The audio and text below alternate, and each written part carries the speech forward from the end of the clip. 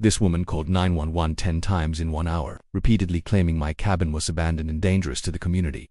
I was just faking a trip for a few weeks, a small plan to avoid HOA drama, but when I quietly returned, the truth hit me like a freight train. My inherited cabin had been renovated, professionally photographed, and publicly listed on Amazon as a stunning vacation resort. That very listing exposed a web of dirty tricks, fake transfers, bogus certificates, and 3 HOA projects under federal investigation.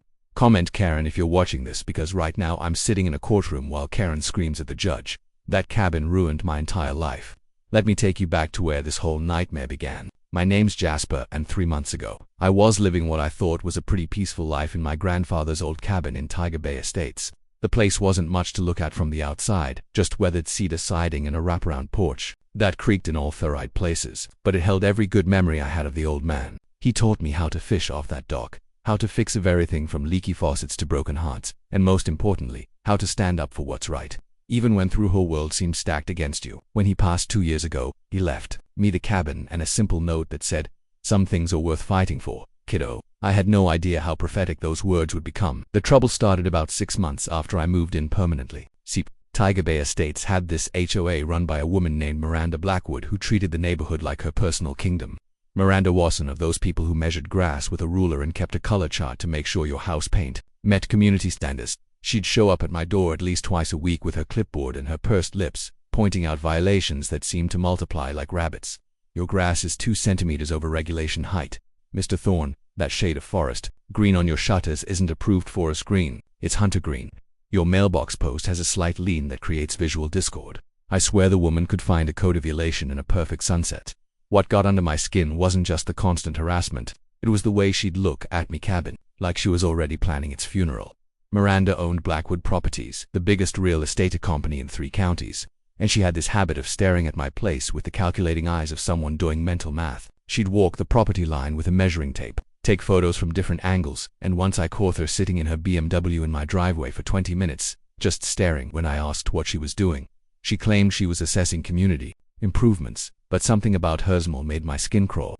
It was the kind of smile a shark might wear if sharks could grin. My neighbor Finn McCarthy, a retired real estate lawyer with more common sense in his pinky finger than most people have in their world body, was the one who suggested I take a break. "Kid," he said one evening as we shared a beer on my porch, "that woman's been circling your place like a vulture for months. Sometimes the best defense is making your opponent think they've won." Finn had dealt with his share of HOA tyrants over the years, and had developed what he called strategic absence theory. The idea was simple: disappear for a while, let the crazy person show their true colors, then come back with enough evidence to bury them legally. So, I hatched what I thought was a pretty clever plan. I'd fake a 3-week vacation, post some convincing social media updates from Colorado, and see what Miranda would do when she thought the coast was clear. I spent a weekend setting up hidden cameras around the property, disguised as normal outdoor fixtures, and arranged for Finn to keep an eye on things while I hit the road. The beauty of the plan was that I'd be hiding in my basement the whole time. The cabin had this old root cellar that my grandfather had converted into a workshop, complete with a separate entrance in its ventilation system. I could monitor everything from down there and document whatever Miranda tried to pull. The fake trip itself was a masterpiece of social media deception. I'd taken a bunch of photos around Colorado last summer, so I had a whole arsenal of scenic mountain shots ready to go. I posted a picture of hiking boots on a trail with the caption, "Finally escaped to the Rockies for some soul searching," followed by carefully timed updates about campfire sand stargazing. I even had Finn post a comment about how jealous he was of my epic adventure. Meanwhile, I was sitting 20 feet underground eating canned soup and watching security footage on my laptop like some kind of suburban spy. What I didn't expect was how quickly Miranda would take the bait. I'd figured she might send a few nasts or maybe drive by to check if I was gone. But I seriously underestimated both her ambition and her complete lack of shame. By day 2 of my vacation, she was already making moves that would make a chess grandmaster proud. She'd somehow gotten hold of detailed blueprints of my cabin, complete with measurements and architectural notes that looked like they'd been professionally drafted. When I zoomed in on the photos my camera captured, I could see handwritten notes, the margins about potential improvements and revenue optimization. This wasn't just some power-hungry HOA president flexing her authority. This was someone with a plan. But the real kicker came when I spotted her walking me property line with what looked like a surveyor's equipment, taking precise measurements and marking certain spots with little orange flags. She had this manila folder thick enough to choke a horse, filled with what appeared to be official-looking documents, and she kept referring to some kind of checklist as she worked. At one point, She climbed down to my porch and peered through the windows, cupping her hands around her eyes like she was shopping for a house. The audacity was breathtaking, but it was also exactly the kind of behavior I needed to document. That night, as I reviewed the footage from my underground bunker, I realized I'd stumbled onto something much bigger than putty HOA harassment. Miranda wasn't just planning to find me or force some cosmetic changes. She had blueprints, measurements, and what looked suspiciously like renovation plans. This wasn't about community standards or property values. This was about something else entirely. Something that would make my grandfather's warning about things worth fighting for seem like the understatement of the century. Because the next morning Miranda Blackwood was going to make a phone call that would change everything, and I had a front row seat to watch it all unfold. The next morning started at exactly 8:47 a.m. with a phone call that would have made a crisis hotline operator question their career choices. I was sitting in my underground hideout, sipping instant coffee that tasted like regret when Miranda's voice came crackling through the police scanner I'd borrowed from Finn. 911. "What's your emergency?" the dispatcher asked, probably expecting a heart attack or house fire. Instead, they got Miranda Blackwood in full theatrical mode. "Yes, I need to report an abandoned property that's creating a serious safety hazard for our community. The owner has abandoned the premises and I'm concerned about structural integrity and potential health violations." I nearly hoked on my coffee. Abandoned. I'd been gone for exactly 36 hours, but Miranda was just getting warmed up. Over the next hour she called 911 exactly 10 times, and each call was more creative than the last. Call number 2 at 9:15 a.m. "I'm detecting strange odors coming from the abandoned cabin. It could be a gas leak or something decomposing." At 9:28, "I'm hearing unusual noises from inside the structure. Banging sounds, could be structural collapse or squatters." By call number 6, she'd escalated to potential drug activity, claiming she'd seen suspicious individuals near the property. Call number 8 featured her breathless report of possible chemical contamination based on what she claimed was discolored runoff from my gutters. The woman had missed her calling as a fiction writer. The most absurd part was listening to the poor dispatchers trying to maintain their professional composure while fielding increasingly ridiculous reports from the same caller about Thesum property. "Ma'am, we've already dispatched officers to investigate," one dispatcher said during call number 5. "Yes, but the situation is evolving rapidly," Miranda replied with the confidence of someone who'd practiced this conversation in a mirror. "Community safety requires constant vigilance." I had to admire her commitment to their performance, even as I wanted to climb out of my cellar and shake some sense into her. Around 10:30, the first policy cruiser pulled into my driveway and I watched through my security feed as Officer Martinez stepped out with fury expression of someone who'd drawn the short straw that morning. Miranda appeared within seconds like she'd been hiding behind a tree, armed with a manila folder thick enough to use as a weapon and wearing her most concerned expression. She immediately launched into what I can only describe as a manufactured crisis, pointing at my perfectly normal cabin while gesticulating wildly about obvious signs of abandonment and neglect. What happened next made my blood pressure spike to dangerous levels. Miranda produced what appeared to be official documentation from her folder, including something that looked suspiciously like a building inspection report dated just 2 days earlier. She was telling Officer Martinez that the HOA had conducted an emergency assessment and determined that my property posed an imminent threat to community welfare.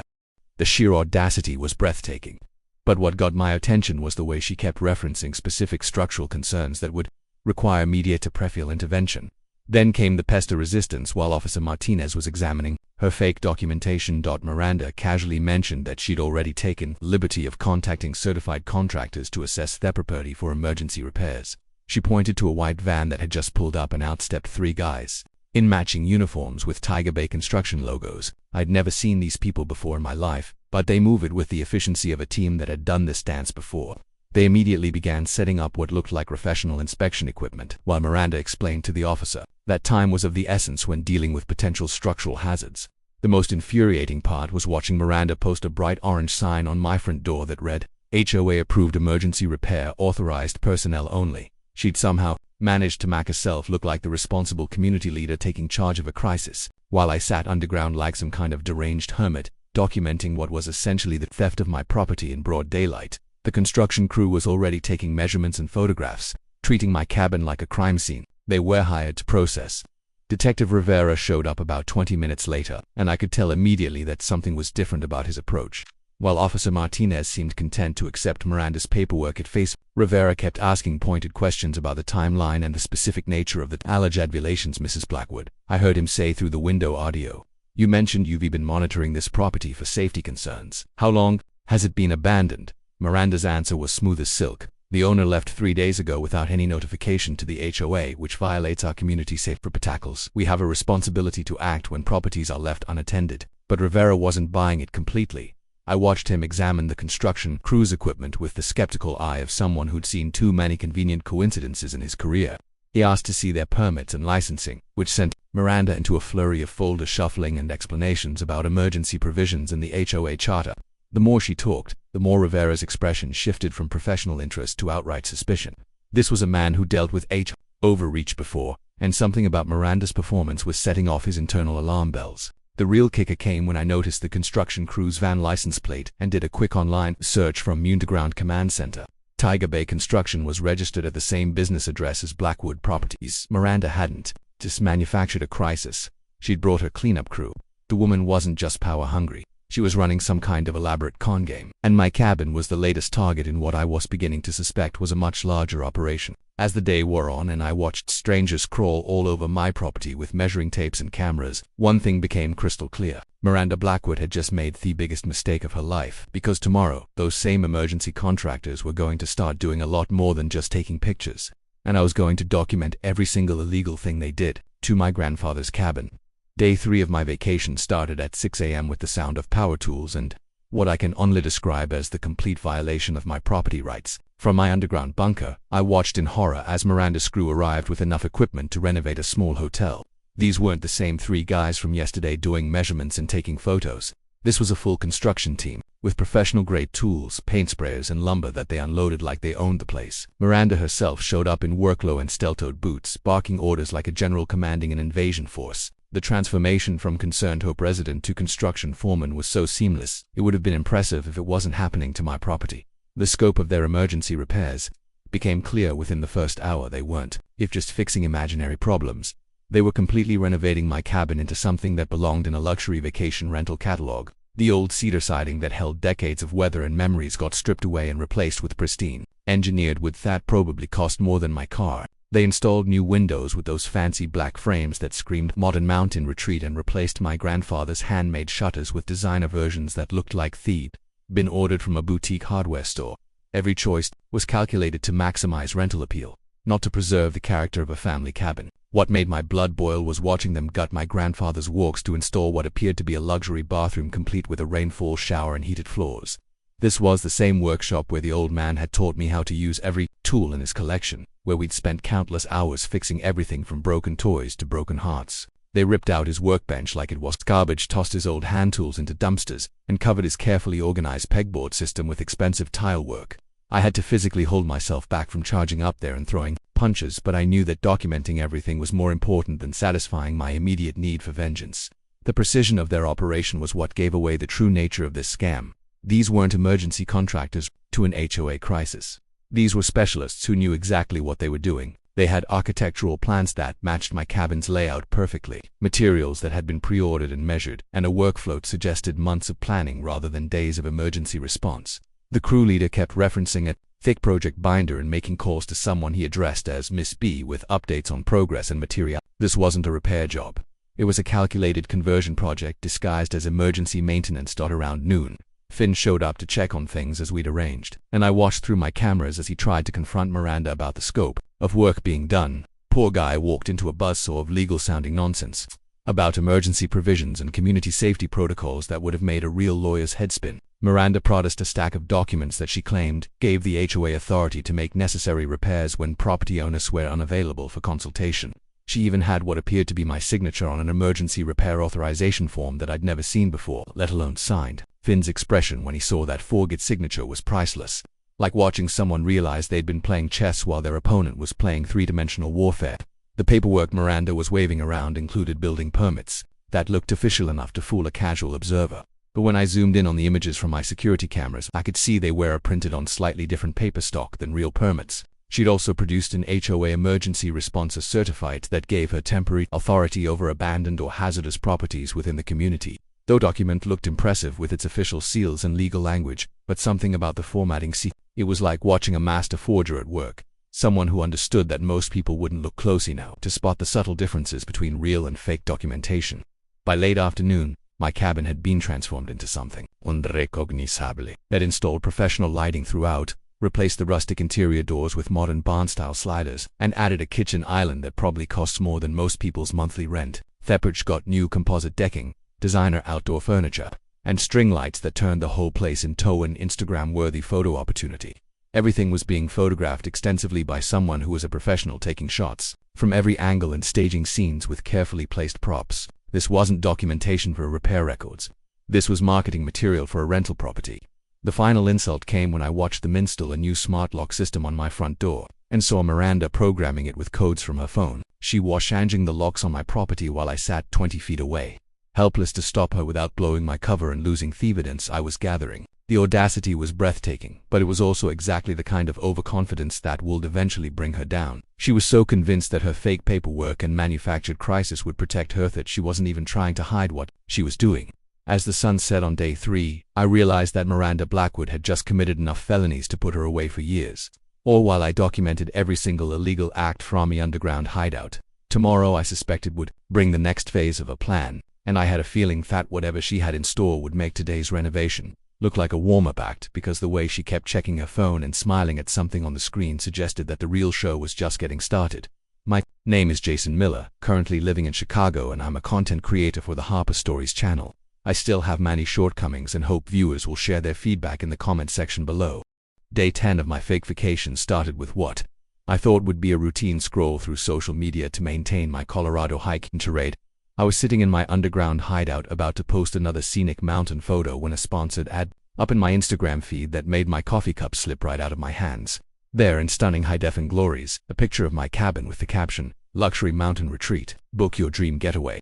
The photo was so professional and beautifully lit that it took me a solid 10 seconds to recognize my property. They'd somehow made my grandfather's modest cabin look like it belonged in Architectural Digest, complete with golden hour lighting and strategically placed outdoor furniture that hadn't been there when I left. The rage that flooded through me was unlike anything I'd ever experienced. This wasn't just theft anymore. This was identity fraud on a massive scale. My family's cabin, the place where I'd learned to tie fishing flies and fix broken screen doors, had been transformed into someone else's business venture without my knowledge or consent.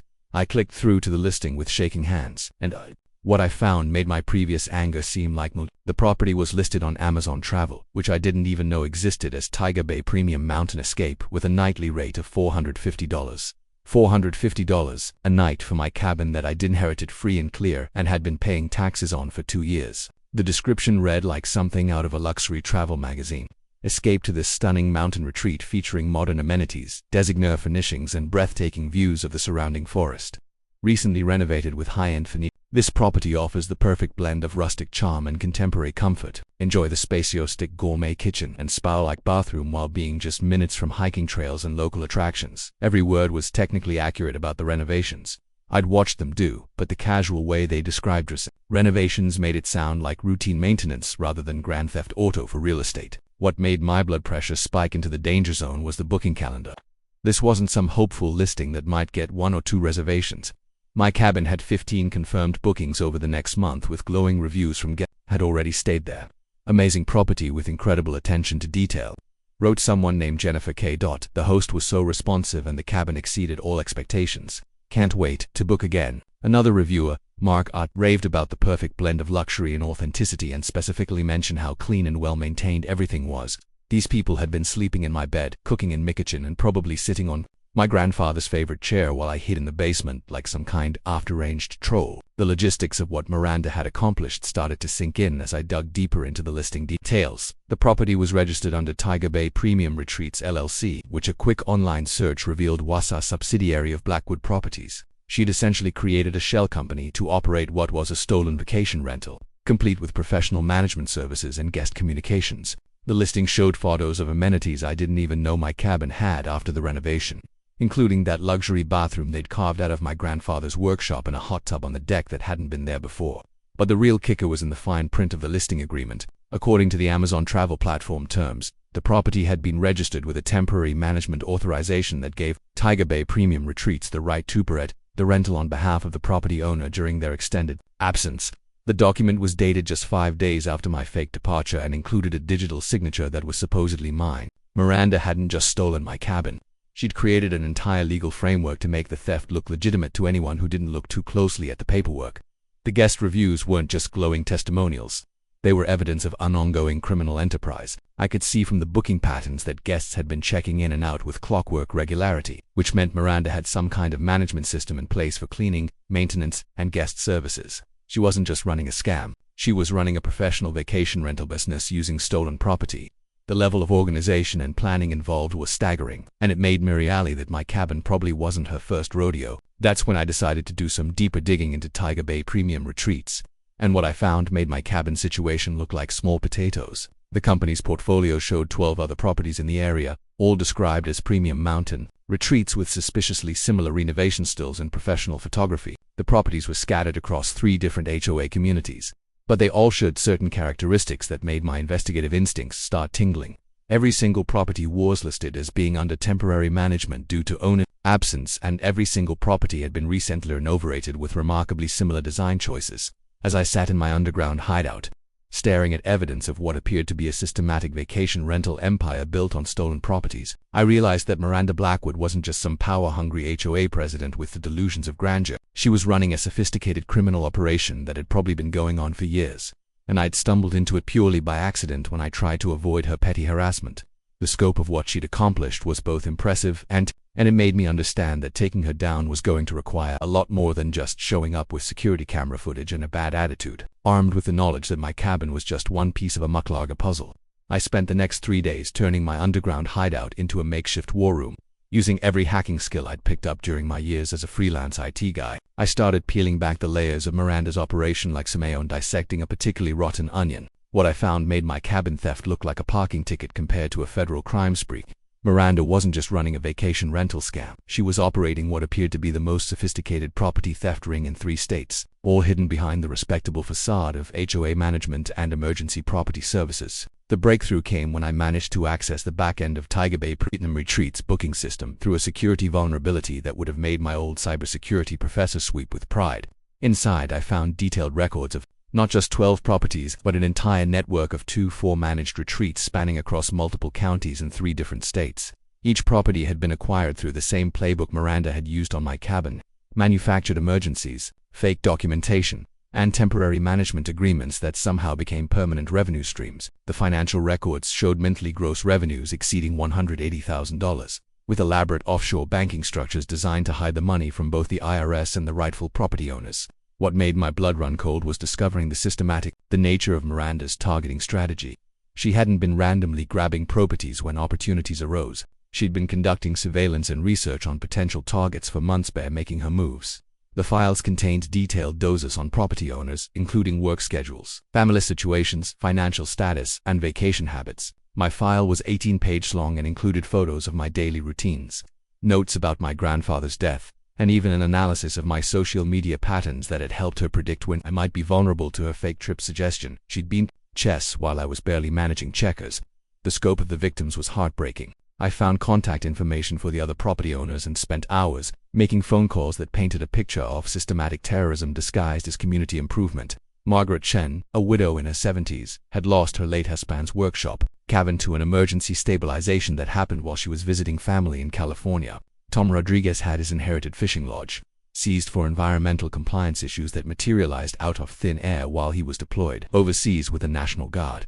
Story after story of people who'd been targeted during vulnerable moments, manipulated through fake emergencies, and robbed of properties that held irreplaceable sentimental value. But the real bombshell came when I uncovered communications between Miranda and something called Regional Development Solutions, which turned out to be a front company for a massive real estate investment firm based in Denver. The email chains revealed that Miranda's vacation rental empire was Phase 1 of a much larger gentrification project designed to force out long-time residents and convert entire neighborhoods into luxury tourist destinations. The investment firm was prepared to purchase all of Miranda's managed properties for 3 times their assessed value once she'd successfully displaced enough original residents to make the transformation politically feasible.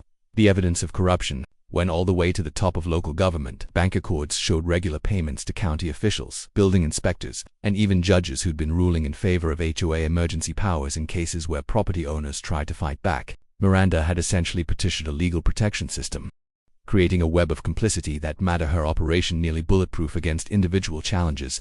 The monthly payouts totaled over $50,000, which explained why every official I might have called for help was already in Miranda's pocket. Detective Rivereye's name appeared in the investigation files, but not in the way I'd expected. Instead of being another corrupt official on Miranda's payroll, he was listed as a priority neutralization target because of his ongoing investigation into HOA overreach. The files revealed that Miranda's organization had been working to get Rivera transferred or fired for the past 8 months using political pressure and manufactured complaints about his bias against community improvement initiatives. Even more alarming, I discovered that Rivera's own house had been flagged for future acquisition once they dealt with his interference in their operations. The technical sophistication of the operation was staggering. Miranda's team had developed custom software for tracking property values, monitoring owner behavior through social media surveillance, and even predictive algorithms for identifying which properties would be most valuable after conversion to vacation rentals. They'd created fake review networks, automated booking systems, and professional property management protocols that would have impressed legitimate hospitality companies. This wasn't some small-time scam run by an ambitious HOA president. This was organized crime dressed up in suburban respectability. As I compiled evidence of what amounted to a criminal conspiracy involving dozens of stolen properties and millions of dollars in fraudulent revenue, I realized that taking down Miranda would require more than just exposing her crimes. The network she'd built was too large and too well protected for a simple confrontation to solve. I needed allies. I needed a strategy that could cut through the corruption she'd purchased. And most importantly, I needed to make sure she couldn't destroy evidence or disappear when she realized her empire was under attack. That's when I decided to reach out to Detective River radically, hoping that the man who'd been asking pointed questions during Miranda's 911 marathon might be exactly the ally I needed.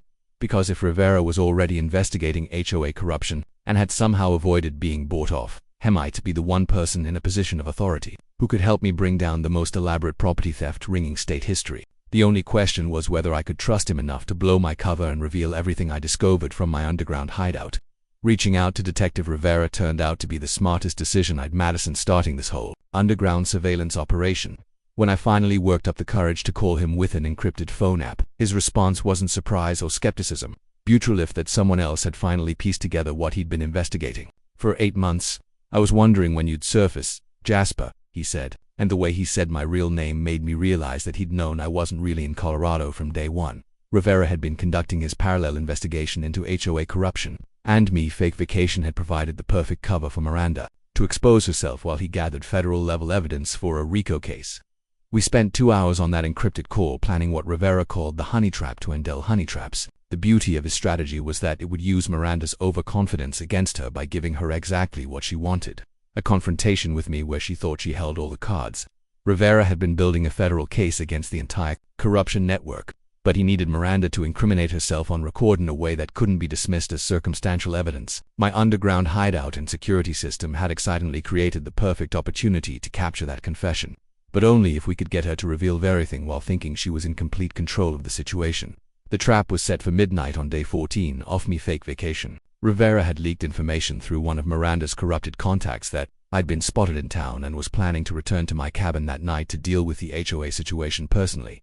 The bait was irresistible, a chance for Miranda to confront me directly and eliminate the one person who could expose her interior operation. What she didn't know was that I'd be live streaming everything to Finn's Facebook account, which we'd set up as a backup to multiple cloud storage systems that would preserve the evidence even if she tried to destroy my. At 11:47 p.m., my security cameras picked up Miranda's BMW pulling into my driveway, followed by a black SUV carrying 2 men who looked like they'd been hired from Central Casting Center Midding Security Department. I was crouched in my basement hideout with my laptop open, streaming live video to an audience that started with just Finn but quickly grew as he shared the link with neighbors who'd been suspicious of Miranda's activities. The viewer count climbed from 5 to 52, over 200 as word spread through the community that something big was finally happening at the Thorn cabin. Miranda had brought keys to my new smart lock system, which she used with the casual confidence of someone who'd forgotten that this wasn't their property. She walked through my renovated cabin like a queen, surveying her domain, pointing out improvements to our security team and explaining how the transformation project had exceeded all expectations.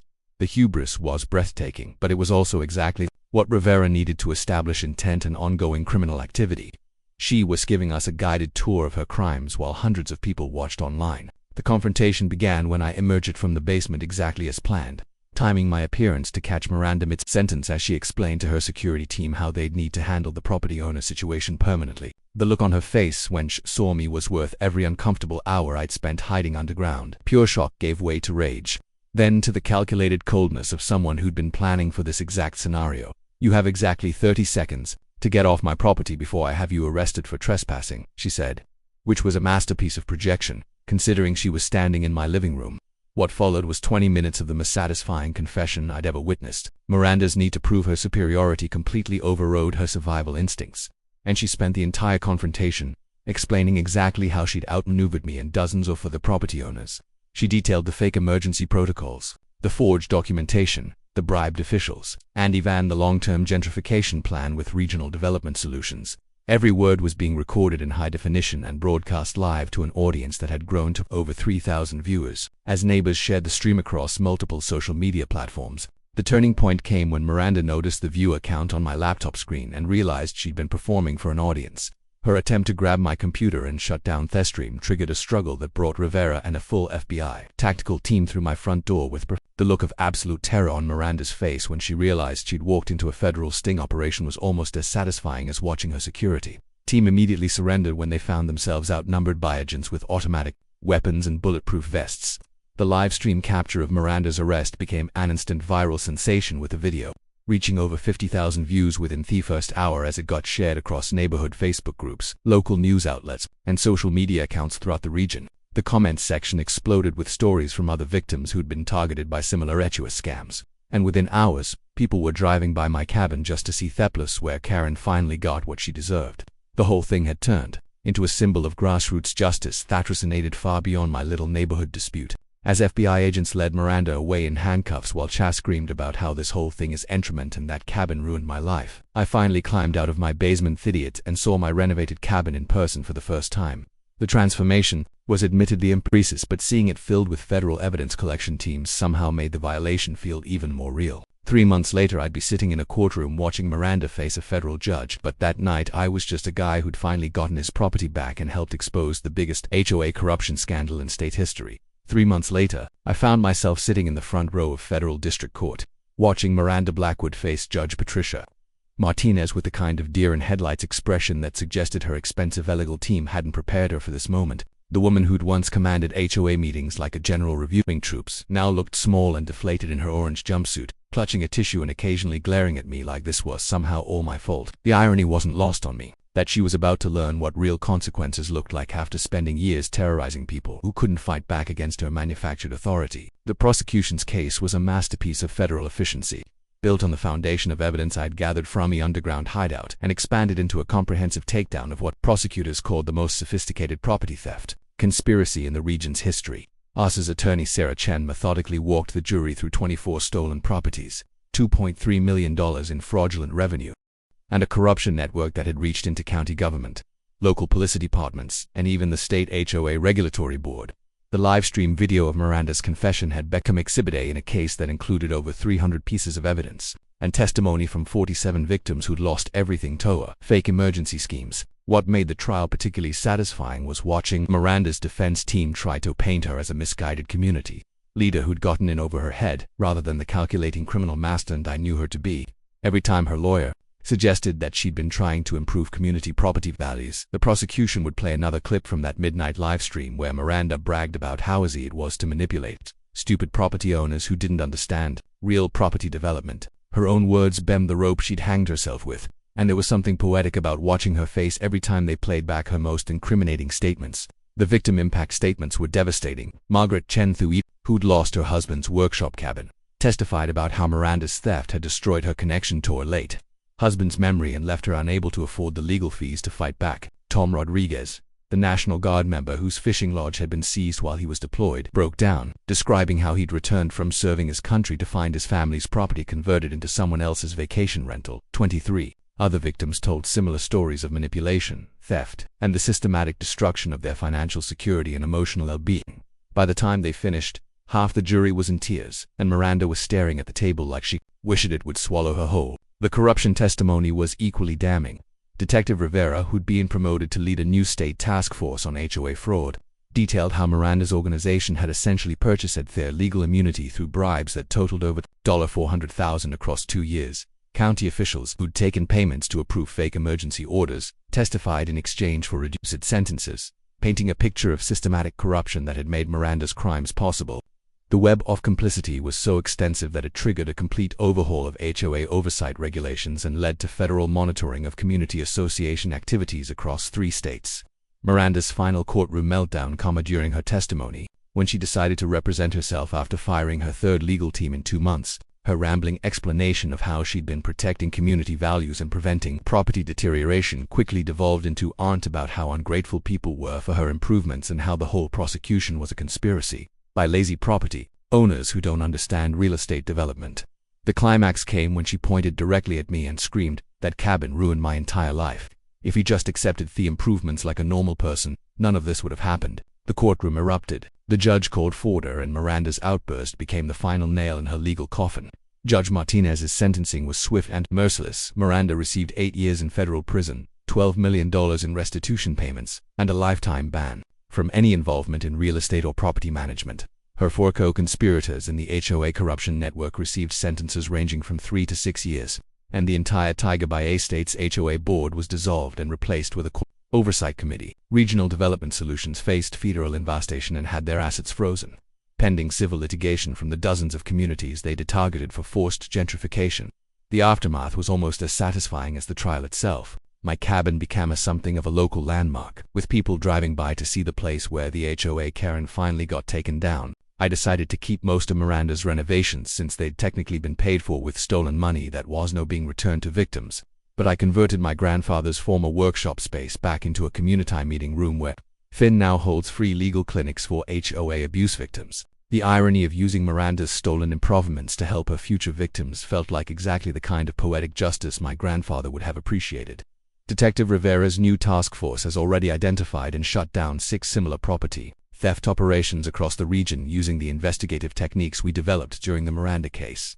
The livestream documentation method has become a standard tool for HOA abuse victims, and Rivera estimates that property theft shims have dropped by over 60% since word spread about what happened to Miranda's organization. My accidental contribution to law enforcement methodology has led to consulting opportunities with victim advocacy groups, though I still prefer the simple life of fixing computers and maintaining my grandfather's cabin. And Miranda, she's currently serving her sentence at Federal Correctional Institution Danbury, where she spends her time writing letters to anyone who will listen about the injustice of her situation and her plans for appeal. I get 1 or 2 letters a month, usually rambling screeds about how I destroyed an innocent woman's life and threats about what she'll do when she gets out. I save them all in a scrapbook that I keep next to my grandfather's fishing photos, because sometimes the best revenge is just letting people document their own continued delusion. We all fear that moment when someone in power decides our peace doesn't matter. Whether it's an HOA Karen, a toxic boss, or a neighborhood bully, the feeling of helplessness is universal. But here's what I've learned. Documentation, patience, and the right allies can turn any David versus Goliath story around. Your voice matters, your property matters, and justice is possible when we stand together. If this story gave you hope, then don't forget to like and subscribe Alex Stories.